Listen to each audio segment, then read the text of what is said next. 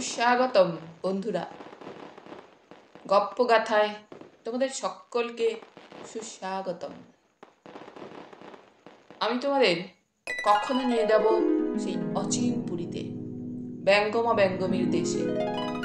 কখনো নিয়ে যাব হাসি খুশি ভরা সেই আনন্দপুরীতে, আবার কখনো নিয়ে যাব অশরীরী আত্মার দেশে, আবার কখনো সত্যান্বেষীদের সঙ্গে হাত মিলিয়ে চেষ্টা করব রহস্য সমাধানের।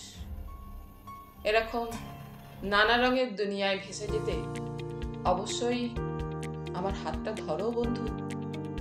আর সেই সমস্ত দেশ যদি তোমাদের ভালো লাগে, অবশ্যই তার প্রতিক্রিয়া জানিও। আরো অনেকজনকে সেই দেশের ঠিকানা জানিয়ে দিও কিন্তু। তাহলে দেখি, চলো আজ কোন দেশে তোমাদের নিয়ে যাওয়া যায়।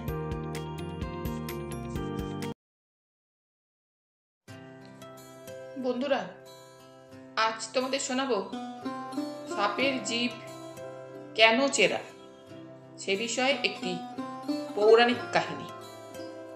শুরু করছি আজকের গল্প, যেমন কর্ম তেমনই ফল। পুরাকালে কদ্রু ও বিনতা বলে দুটি বোন ছিলেন। তারা আবার দুজনেই ছিলেন মহর্ষি কশ্যপের স্ত্রী, সুতরাং তারা একসঙ্গে বাস করতেন।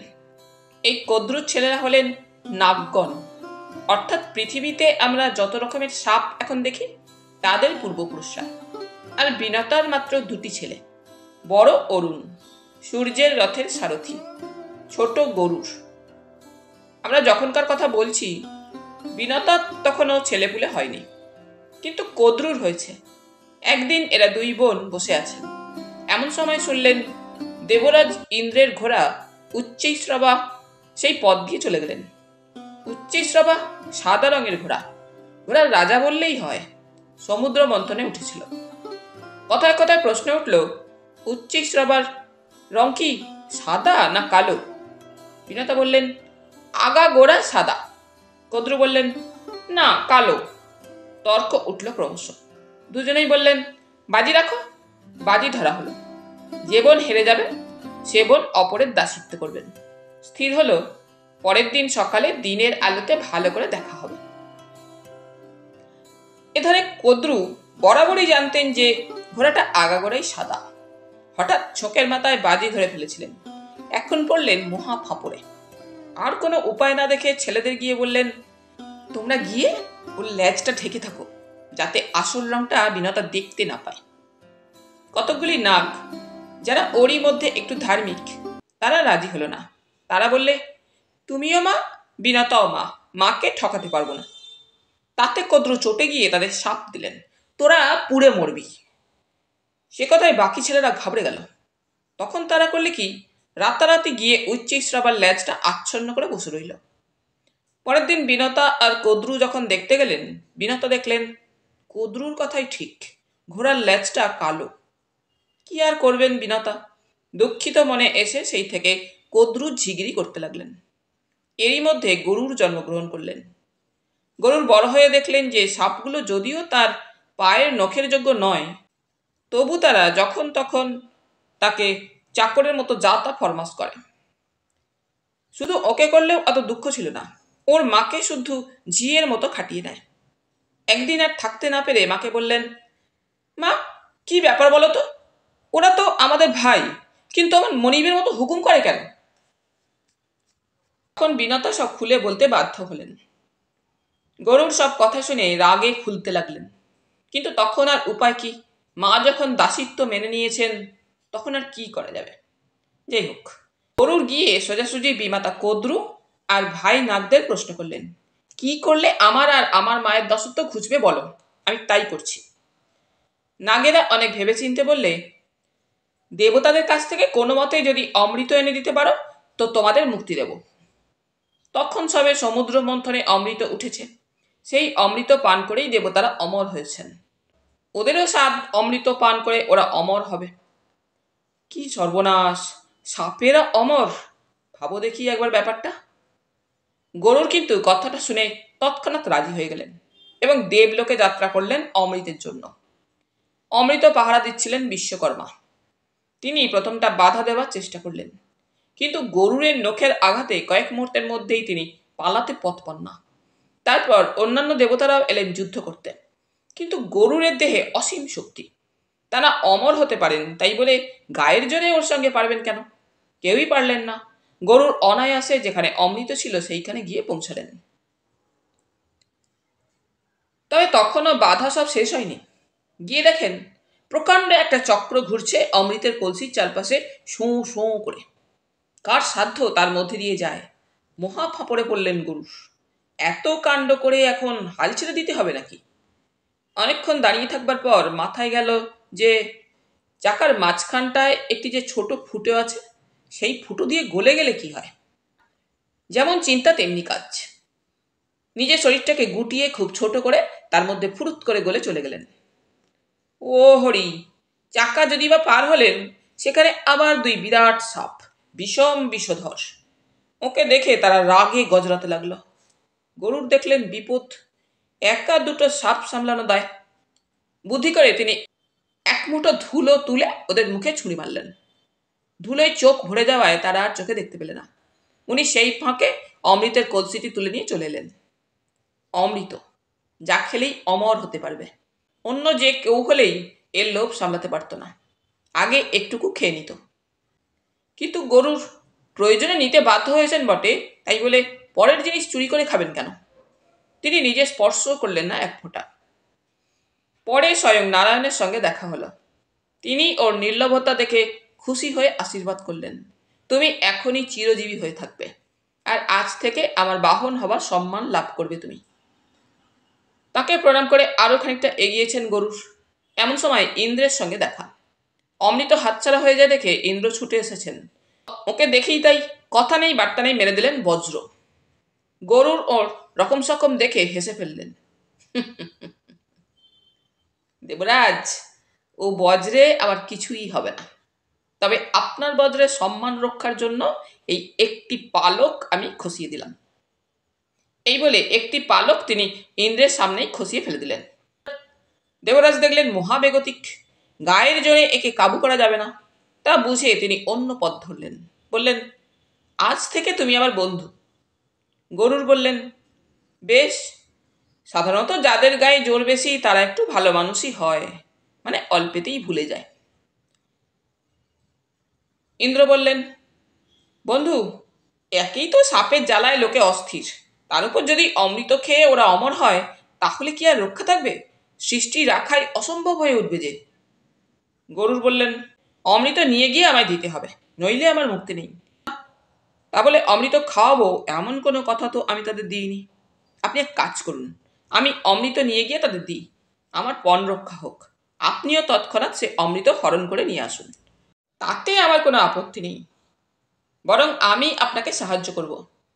তারা মিথ্যে করে ঠকিয়ে আমার মাকে দাসী করেছিল, তাদের ঠকাতে পারলে আমি খুশিই হব, তাতে আমার পাপও নেই। ইন্দ্র মহা খুশি হয়ে ওর সঙ্গে সঙ্গে গেলেন। অবশ্য একটু আড়ালেই রইলেন তিনি। গরুর বাড়ি ফিরে অমৃতের কলসি একটি কুশানের ওপর নামিয়ে রেখে বললেন, এ নাও অমৃত, এবার আমাদের মুক্তি তো? কদ্রু ও নাগেরা সবাই খুশি হয়ে বললে, হ্যাঁ, তোমাদের ছুটি। তারা তখনই ছুটে অমৃত খেতে যায়। কিন্তু গরুর বললেন, অমৃত জিনিস কি যখন তখন খেলেই হলো? শুদ্ধ পবিত্র হয়ে তবে পান করা উচিত। তা বটে। ওরে চল, আমরা স্নান করে আসি আগে। সবাই কোলাহল করতে করতে স্নানে গেল।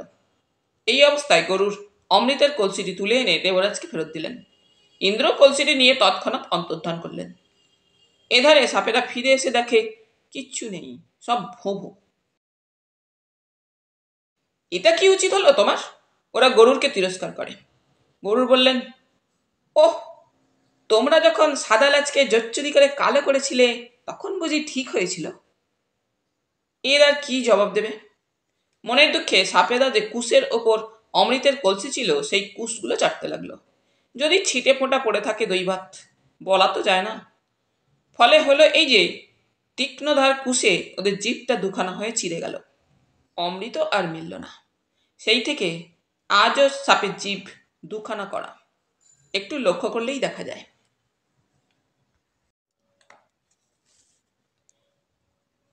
তোমাদের শোনাচ্ছি আরেকটি গল্প, কর্তব্যে অবিচলিত, কুশিনার ও শিবি। জলা আর উপজলা নামে নদী দুটির মধ্যে যে ছোট দেশটি, তাহারই রাজা ছিলেন উশিনর। সে অবশ্য অনেক দিনের কথা। বর্তমান যমুনা নদীর দুপাশে ওই নদী দুটি বইত। এখন তাদের কি নাম হয়েছে ঠিক জানি না। উশিনর খুব দাতা আর ধার্মিক রাজা ছিলেন। একদিন দেবসভায় তার কথা নিয়ে যখন আলোচনা হচ্ছিল, তখন স্থির হলো যে উশিনর ঠিক কত বড় দাতা এবং ধার্মিক তার একটা পরীক্ষা নেওয়া হবে। সেই কথা মতো স্বয়ং দেবরাজ ইন্দ্র ও অগ্নি চললেন উশিনরের সভায়। অগ্নিদেব পায়রার রূপ ধারণ করলেন, আর ইন্দ্র বাজপাখির। উশিনর এসবের কিছুই জানেন না। তিনি পাত্রমিত্র নিয়ে বসে আছেন। এমন সময় কোথা থেকে একটি পায়রা উড়ে এসে একেবারে তার দক্ষিণ পুরুর ওপর বসল, আর প্রায় সঙ্গে সঙ্গেই উড়ে এলো প্রকাণ্ড এক বাজ পাখি। কিন্তু পায়রাটাকে স্বয়ং মহারাজার হাঁটুর ওপর বসতে দেখে ঠিক তখনই তাকে ধরতে পারলে না, একটু থমকে দাঁড়িয়ে গেল। কই মহারাজ, ও পায়রাটাকে ছেড়ে দিন, ওকে আমি খাবো। পায়রাটাও করুণ বচনে বললে, দোহাই মহারাজ, আমি আপনার আশ্রয় নিয়েছি, আমাকে ত্যাগ করবেন না। পায়রা আর বাজ পাখিকে দিব্যি মানুষের মতো কথা কইতে দেখে উশিনর রীতিমতো ঘাবড়ে গিয়েছিলেন। কিন্তু সে যাই হোক, যে আশ্রয় নিয়েছে তাকে তিনি কি করে ত্যাগ করবেন? তিনি বাজ পাখিকে বললেন, পায়রাটি ভয় পেয়ে আশ্রয় নিয়েছে, ওকে ত্যাগ করলে আমার রাজধর্ম, ক্ষত্রিয় ধর্ম, বীর ধর্মের অমর্যাদা করা হয়। তাহলে আমি লোকচক্ষে হেয় ও পতিত হয়ে যাব। এমন অন্যায় অনুরোধ আমাকে করো না। বাজ পাখি উত্তর দিল, রাজা, পায়রা যে বাজ পাখির খাদ্য তা সবাই জানে। স্বয়ং ভগবান জীবেদের মধ্যে এই খাদ্য খাদক সম্পর্ক করে দিয়েছেন। আমাদের দোষ কি? এখন আমি ক্ষুধার্ত হয়ে ওকে খেতে যাচ্ছিলুম, তাতে বাধা হওয়াই বা আপনার কোন দেশি ধর্ম? কুশিনার বললেন, তা অবশ্য বটে, কিন্তু এক্ষেত্রে আমি নিরুপায়। পায়রা আরো ঢের আছে, তুমি ধরে খেতে পারো, না পারো তো বলো, আমি অন্য পাখি বা মাংস সংগ্রহ করে দিচ্ছি, এটাকে তুমি ত্যাগ করো। বাজ পাখি তাতে চটে গিয়ে বলল, বেশ, আমি এর বদলে যে মাংস চাইবো তাই দেবেন তো?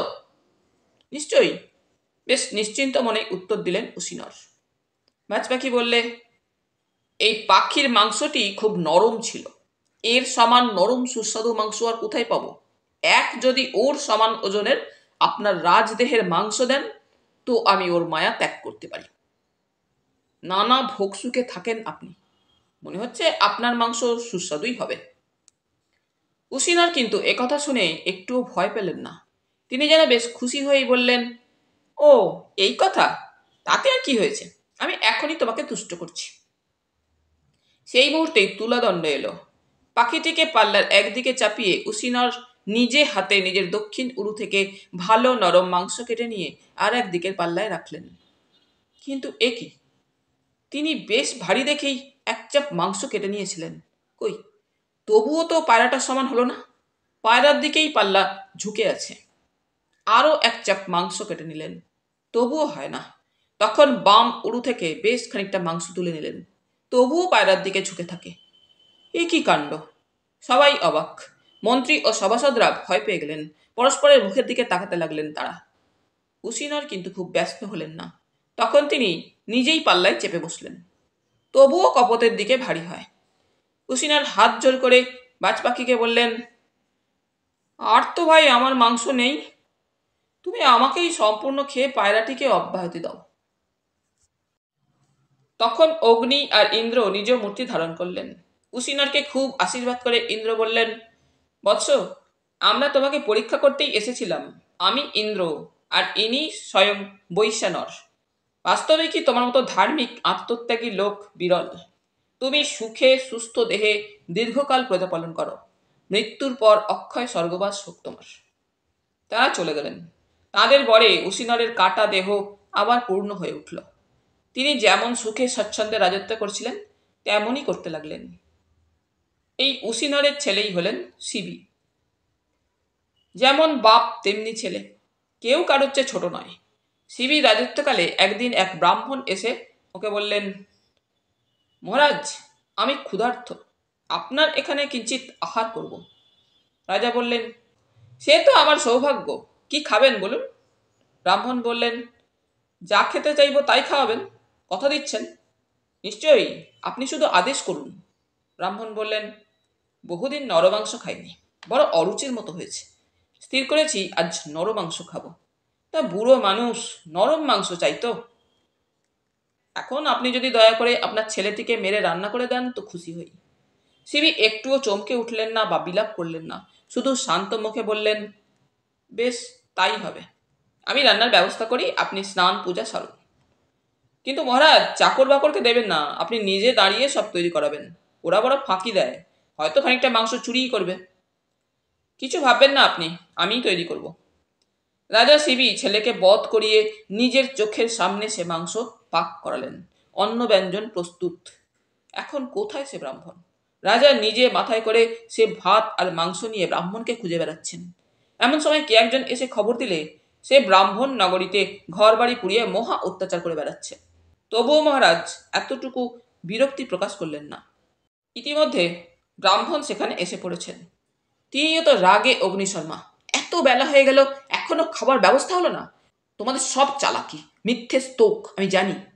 রাজা বললেন, ঠাকুর, সব প্রস্তুত। আমি তো আপনাকে কখন থেকে খুঁজে বেড়াচ্ছি, এখন দয়া করে গ্রহণ করুন। ব্রাহ্মণ এতটা আশা করেননি। তিনি বিষম অপ্রস্তুত হয়ে পড়লেন, একেবারে অধবদন।